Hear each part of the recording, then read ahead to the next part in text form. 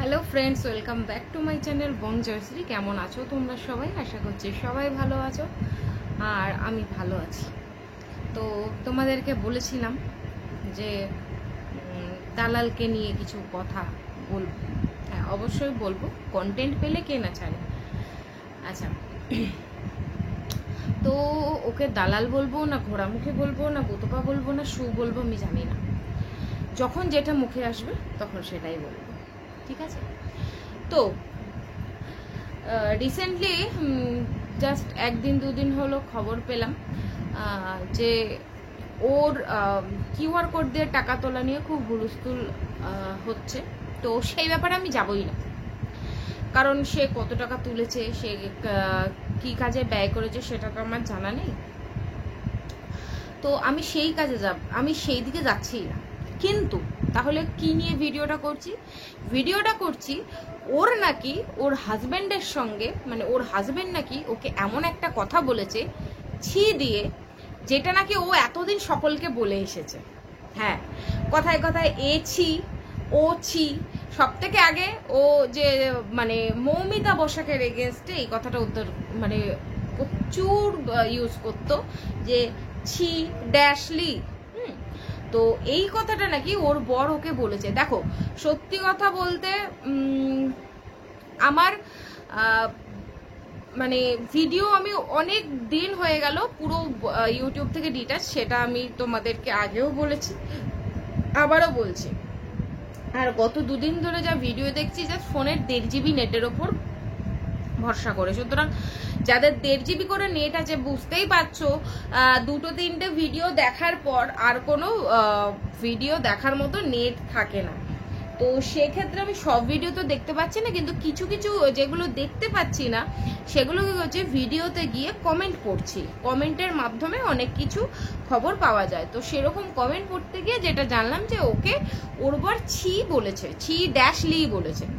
তো ওর সঙ্গে বেশ কিছুদিন ধরে আবার ওর থাম্বনেলও চোখে পড়ছিল বেশ কিছুদিন ধরে, বলতে মানে এই 2-3 দিন ধরে যখন ওর ইয়েটা সার্চ করছিলাম তখন চোখে পড়ছিল যে বরের সঙ্গে মানে শ্বশুরবাড়ি ছেড়ে দেবে, আর টিকতে পারছে না, আর থাকতে পারছে না।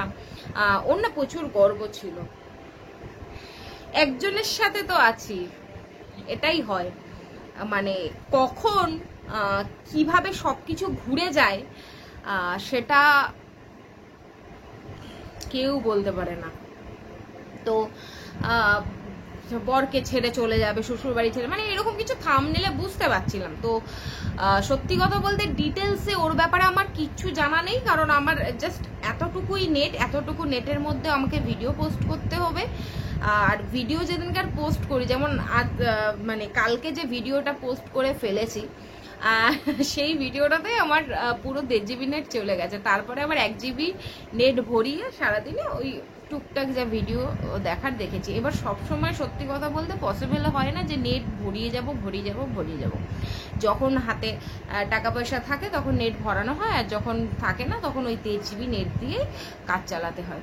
তো এই যে আজকে ভিডিওটা করছি, এই ভিডিওটাতেও আমার নেট ভরে তারপরে ভিডিওটা মানে করতে হবে, কারণ প্রচুর তাড়াতাড়ি নেট কেটে নেয়। এখন যেহেতু 5G স্পিড চলে, সেহেতু প্রচুর তাড়াতাড়ি নেট কেটে নেয়, সেটা তোমরাও ভালো করে জানো। তো যাই হোক, যেটা বলছিলাম যে ওকে নাকি ছি ড্যাশলি, মানে ছি না লি, এই কথাটা ওর বর ওকে বলেছে। বলছি কি, তোর বর এতদিন পরে এই কথাটা কেন বললো? তোর বরে তো বিয়ের পরে এই কথাটা বলা উচিত ছিল। যখন তুই তোর মানে ছেলের বয়সী ভাগনার সঙ্গে লটর পটর করেছিলি, তখনই তো এই কথাটা বলা উচিত ছিল। তার মানে তোর ভাগনার সঙ্গে লটর পটরের কথাটাও তোর বর জানতো, সেই জন্যই আজকে তোকে এইটা বললো, বুঝেছিস তো? যাই হোক, তো ও যেটা প্রিটেন্ড করার চেষ্টা করছে ওর বরের সঙ্গে খুব অশান্তি, মানে এখন তো এই নাটকটা জাস্ট মানে কি বলবো, আর এটা ওদেরও দোষ না। তার কারণ দর্শক এখন যেখানে ক্যাজরা সেগুলো দেখতে ভালোবাসে, তোমাদেরও দোষ আছে। যেখানেই ক্যাজরা, যেখানেই পরকিয়া, যেখানেই সংসারে অশান্তি, সেখানেই তোমরা দৌড়াও। MSL এত টাকা কামিয়ে নিল, সেইখানে সু কি করে পিছিয়ে থাকে? আমাদের দালাল দালাল কি করে পিছিয়ে থাকে? যেখানে MSL জাস্ট 5-6 দিনে এত এত লাখ লাখ ভিউজ টেনে নিল, সেখানে শুধু তো পিছিয়ে থাকতে পারে না, কোনোভাবেই না। তাহলে ওরও তো একটা ছোটখাটো নাটক করা দরকার আছে। আবার শুনলাম নাকি আইফোন কিনেছে, ও মা গো মা। এই রান্নাঘরে আবার দেখলাম টাইলস বসানো, মানে সব বুঝতে পারি তো, টাইটেলগুলো দেখে দেখে কিছুটা কিছুটা স্ক্রিপ্ট করে করে দেখে দেখে দেখতে তো হবেই। তারপরে তার আগেও কিছু ভিডিও চোখে পড়েছে। তো না, আমার একটা কথা হচ্ছে, আমি তো টাকা কিউআর কোড দেওয়া নিয়ে, টাকা তোলা নিয়ে কিছু বলছি না, কিন্তু আমাকে তুই একটা কথা বল, তোর যা ভিউজ হয়, মানে দালালের যা ভিউজ হয়, তাতেও প্রত্যেক মাসে $200 থেকে $250 খুব বেশি হলে পায়। যে ভিউজ ওর হয়, আমি হয়তো বেশি করেই বলছি, তাও ধরে নিলাম $200 থেকে $250 হয়। এবার 83 টাকা বা 85 টাকা ডলার হলে তোমরাই বুঝে নাও ও কত টাকা ইনকাম করে প্রতি মাসে। এবার ওর বড় নাকি এত খুব বেশি ইনকাম করে না, ঠিক আছে। এবার ধরো মানে ওর মান্থলি যেটা ইনকাম, তার থেকে কিছু তো খরচ হয়, পুরোটাই তো আর ও জমাতে পারে না, কিছু নিশ্চয়ই খরচ হয়, এটা ওটা সেটা, মেয়েদের মানে চাহিদার তো শেষ নেই। তার মধ্যে ও নাকি ফ্রিজও কিনেছিলেন, কি কি যেন কিনেছে, কি কি যেন করেছে। আচ্ছা, ওর এরকম ভিউজ আসছে এই লাস্ট 1-2 বছর ধরে, লাস্ট 1-2 বছর ধরে। তো 1-2 বছরে মাসে $200 করে হলেও পেলেও এত টাকা হয়ে যায় যে একবারে একটা মানুষ বাথরুমে টাইলস বসায়, তারপরে রান্নাঘরে টাইলস বসায়। সত্যি কথা বলতে মানে কি বলবো, আমি যদি প্রত্যেক মাসেও যদি $100 করে পেতাম না, তাতেও মনে হয় আমি মানে 5 বছরে অ্যাকাউন্টে 5,000 টাকাও জমাতে পারবো না। আমি যদি প্রত্যেক মাসে $200-250 বলছি না, আমি $100 করেও যদি প্রত্যেক মাসে পাই, আমি তো জমাতে পারবো না, ঠিক আছে। মানে 5 বছর পরে আমার ব্যাংকে 5,000 টাকা জমাতে পারবো না, কারণ সংসারের যেটা পরিস্থিতি। ও বলে ওর বরের ইনকাম কম, তারপরেও ও বলে ওর বর নাকি প্রচুর, মানে ওর সংসারে যা খরচ ওর বর চালায়, ওকে কিছু দিতে হয় না। তারপরেও এত টাকা হয়ে যায় যে আইফোন কিনে নেয়, তারপরে ওই কি বলে বাথরুমের টাইলস ফাইলস বসায়, রান্নাঘর মডিউলার করে ফেলে। এত টাকা, মানে আমি সত্যি বুঝি না। হ্যাঁ, মানুষের চেষ্টা থাকলে উন্নতি হয়, কিন্তু সৎপথে, বিশ্বাস করো, আমি জানি না তোমরা বিশ্বাস করবে কিনা বা আমার সঙ্গে সহমত হবে কিনা, সৎ পথে উন্নতি করতে প্রচুর সময় লাগে। অসৎ পথে মানুষ খুব তাড়াতাড়ি উন্নতি করে। অসৎ পথে মানুষের উন্নতি 6 মাসেও উন্নতি করে ফেলতে পারে, 6 মাসেও একটা বিল্ডিং দাঁড় করিয়ে দিতে পারে অসৎ পথে। কিন্তু সৎ পথে একটা মানুষ যদি উন্নতি করে, তো বছরের পর বছর লেগে যায় উন্নতি করার জন্য। অবশ্যই একটা মানুষ কখনোই চায় না যে আমি নিচুতেই পড়ে থাকি, একটা মানুষ সবসময় চায় যে আমি যে দুর্দিনগুলো দেখছি সেখান থেকে বেরিয়ে আসি। আমিও চাই, আমিও স্বপ্ন দেখি যে আমার কাছে আমি মানে হয় এমন কোনো দিন আসুক আমি এত টাকা ইনকাম করা শুরু করে দিই যে আমার কোনো কষ্টই না থাকে। কিন্তু ওই যে অনেক সময় লাগে, সৎপথে ইনকাম করতে গেলে এত সহজে হয় না।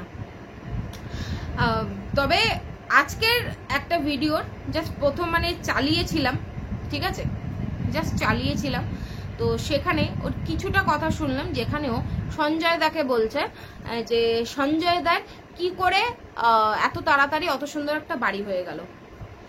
না, এই কথাটা ও জিজ্ঞাসা করার তো ওর কোনো অধিকার নেই, কারণ সঞ্জয় দার ব্যাপারটা কোনো ভিউয়ার্সদেরই কোনো কিছু বলার কোনো অধিকার নেই যে কি করে একটা চশমার দোকানে কাজ করে দোতলা বাড়ি করলো বা এত সুন্দর বাড়ি করলো। এটা কোনো ভিউয়ার্সের অধিকার নেই এটা সঞ্জয় দাকে প্রশ্ন করে।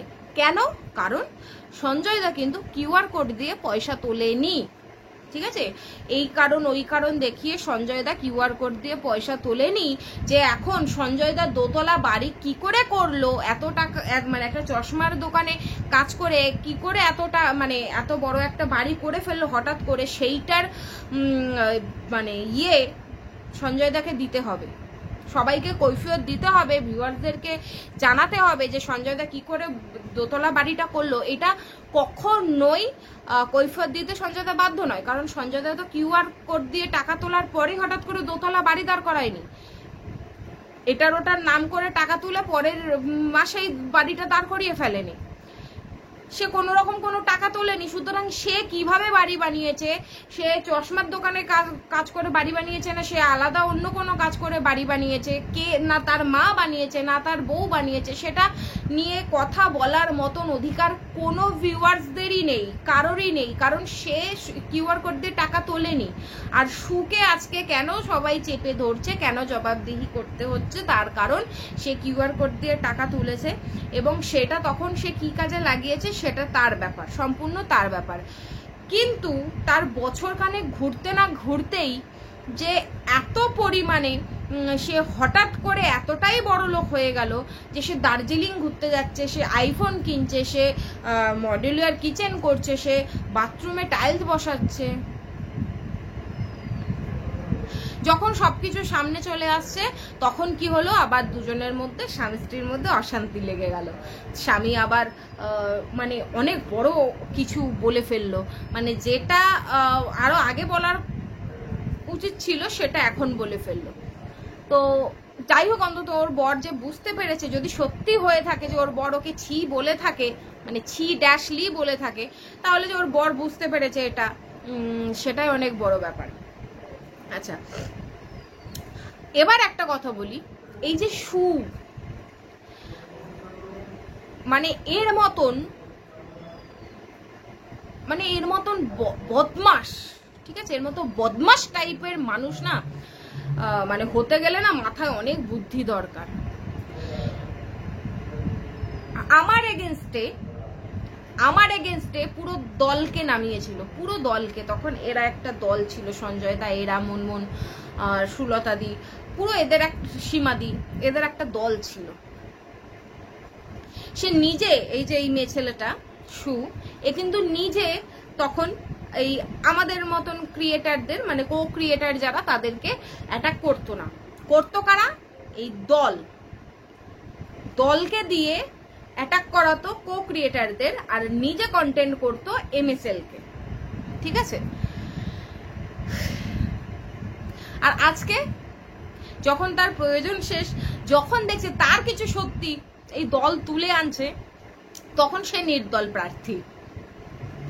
এটা তো হওয়ারই ছিল, কারণ এই মেয়ে ছেলেটা এমন ভাবে, শুধু দল বলে না, শুধু তার অপোজিট দল বলে কথা নয়, সে তার মানে এই যে ভিউয়ার্স, তাদেরকেও ম্যানিপুলেট করে করে করে করে করে করে আজকে এত দূর তার হয়তো সাবস্ক্রাইবার সংখ্যা 40,000 হয়েও গেছে, জানি না, দেখিনি, খেয়াল করলাম না, হয়তো বা 40 ছুঁই বা হয়তো 40 হয়ে গেছে।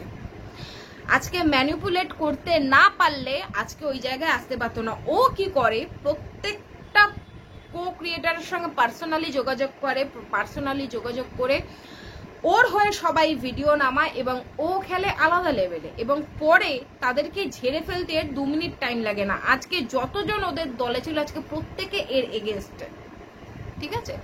আর এখন যখন ভিউয়ার্সরা ওর মোটিভ, ওর চিটিংবাজি, ওর এই যে ম্যানিপুলেট করার যে ক্ষমতা, এটা ধরতে পেরে যখন আজকে আস্তে আস্তে করে ওর মানে পজিটিভ ভিউয়ার্সরা ওর এগেনস্টে চলে যাচ্ছে, কারণ প্রত্যেকেই বুঝতে পারছে সম্পূর্ণ নাটক করছে।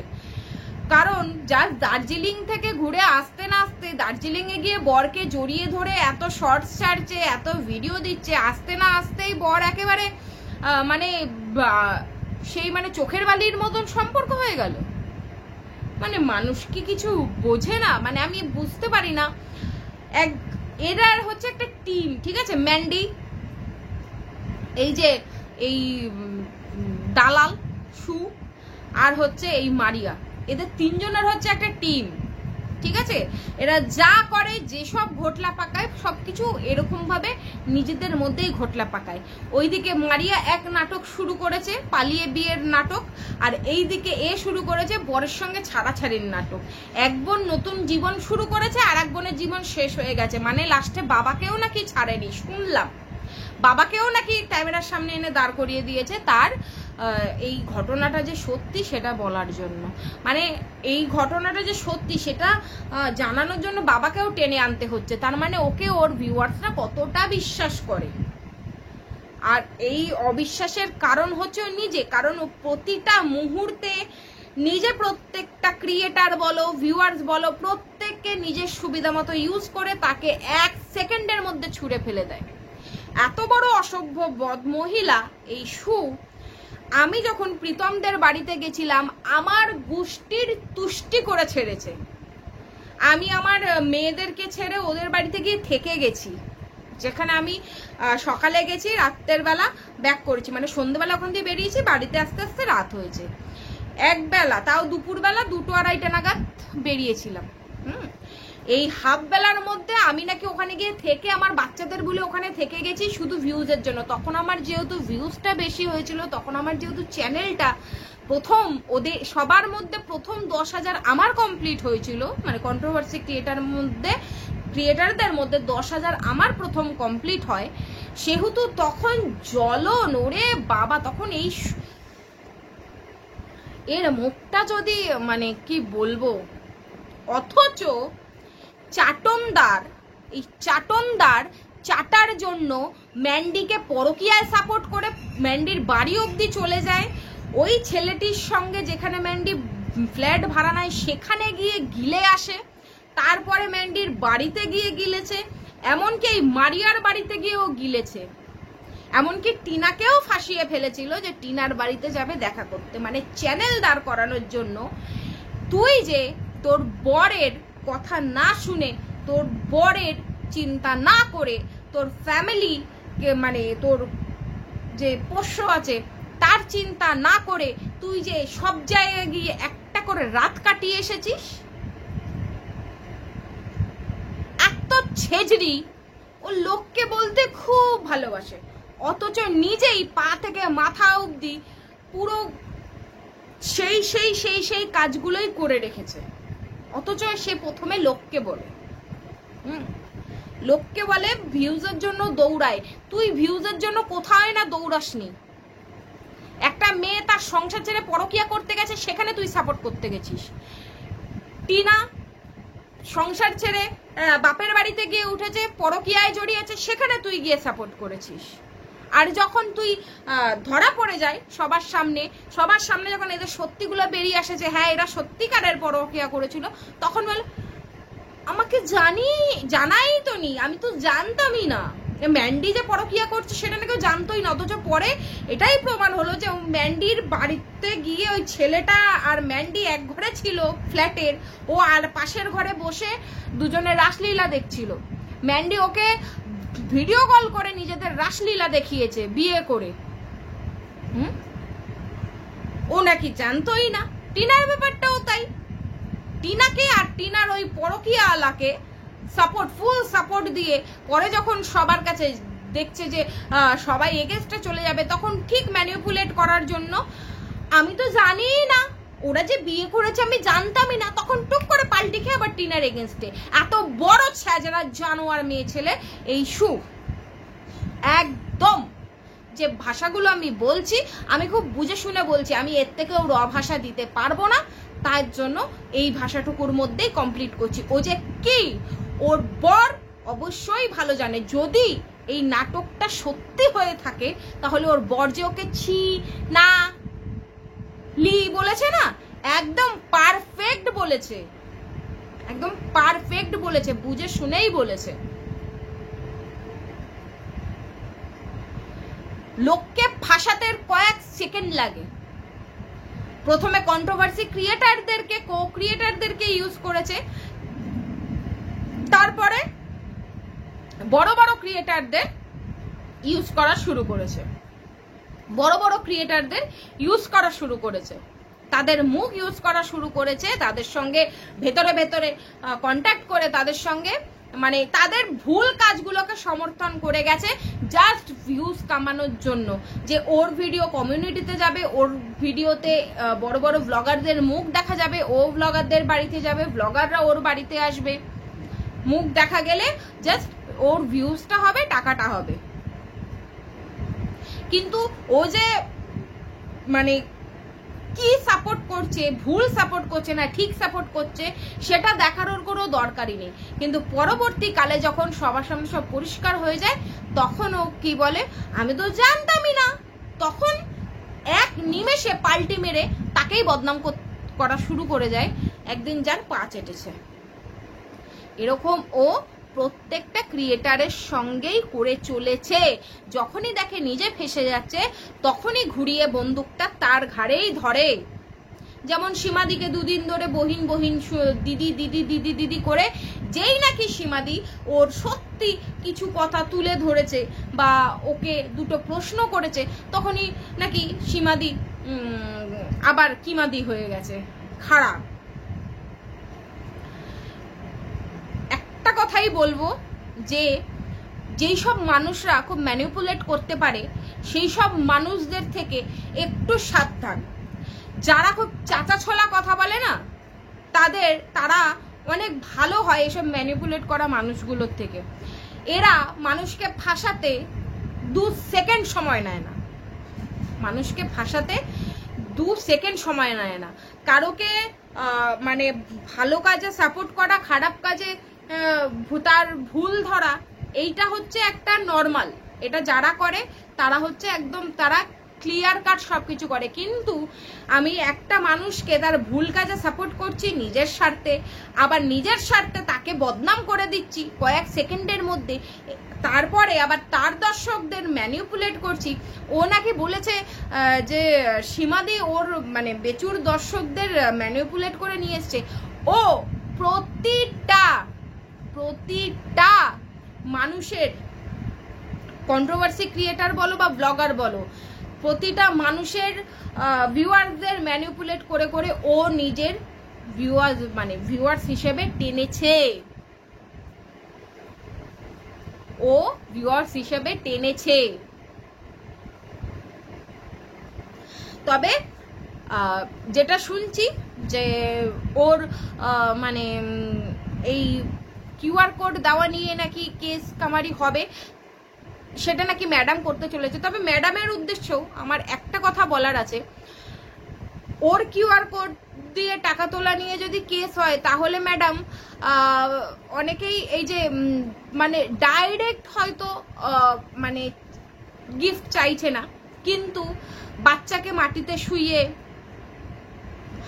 মানে বাংলাদেশ থেকে অনেক মোটা টাকা নিজের অ্যাকাউন্টে ভরেছে, খাট কিনেছে, আলমারি কিনেছে। আমি শুনেছিলাম যে দেশদ্রোহী কাকে বলা হয়েছে, মানে কাকে বলা হয়েছে সেটা জানি না, মোটমাট আরশকে যে সাপোর্ট করে কথা বলবে সে দেশদ্রোহী। তাহলে আপনি যাকে সাপোর্ট করছেন, আপনার বেচু, সে তো আরো বড় দেশদ্রোহী। কারণ সে যে খাটে শুচ্ছে না, সেই খাটটা কিন্তু ওই বাংলাদেশের টাকা দিয়ে কেনা, বাংলাদেশ থেকে আসা কালো টাকায় কেনা, আলমারিও তাই।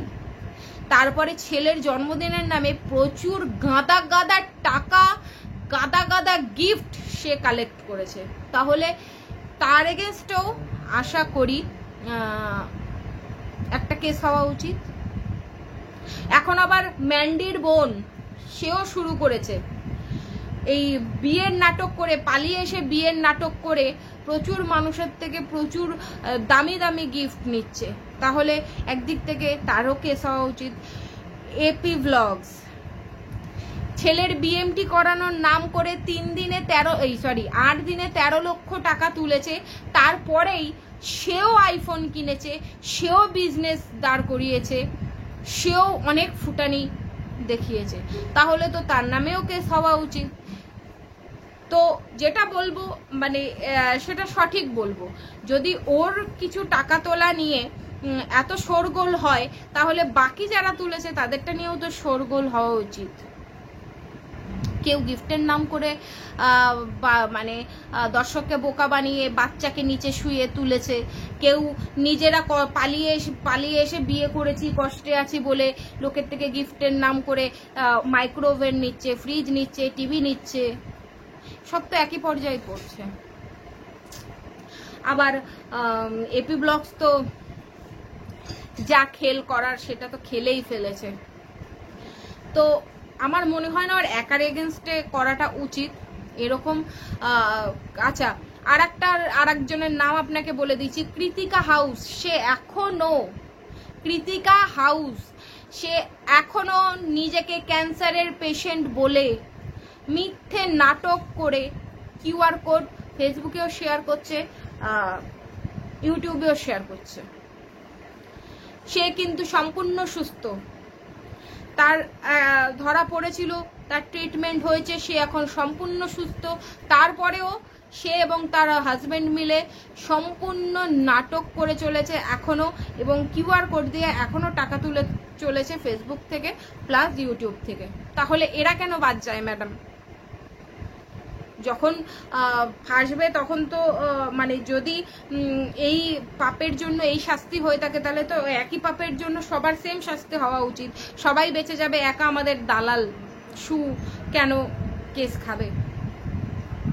আপনি যেটা করছেন আপনার দিক থেকে ঠিক আছে, হয়তো যারা টাকা দিয়েছে তারা ফেরত চাইছে বা তাদের কথাতেই করছেন, আমি জানি না, আমি এইসবের মধ্যে জানি না। তবে আমি যেটুকু মনে হলো যে এটা যদি দেখা হয় বাকিদেরটাও দেখা হোক।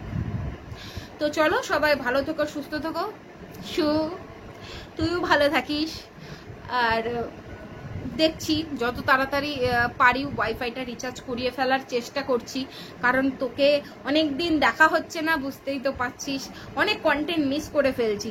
এদিক থেকে ওদিক থেকে এটুকু তোর কমেন্ট পড়ে, তোর মানে দেখে, এর থেকে একটু শুনে ওর থেকে একটু শুনে, মানে আর কি, মানে আমি যাদের থেকে শুনিস তারা কেউ ইউটিউবে ভিডিও করে না, জাস্ট দর্শক, ওই একটু করে জাস্ট হিন্ট পাই, সেটুকু শুনেই। কারণ কেউ বলতে পারবে না কারোর সঙ্গে আমার যোগাযোগ আছে ওয়াইটিতে, আমি এখন সরে গেছি।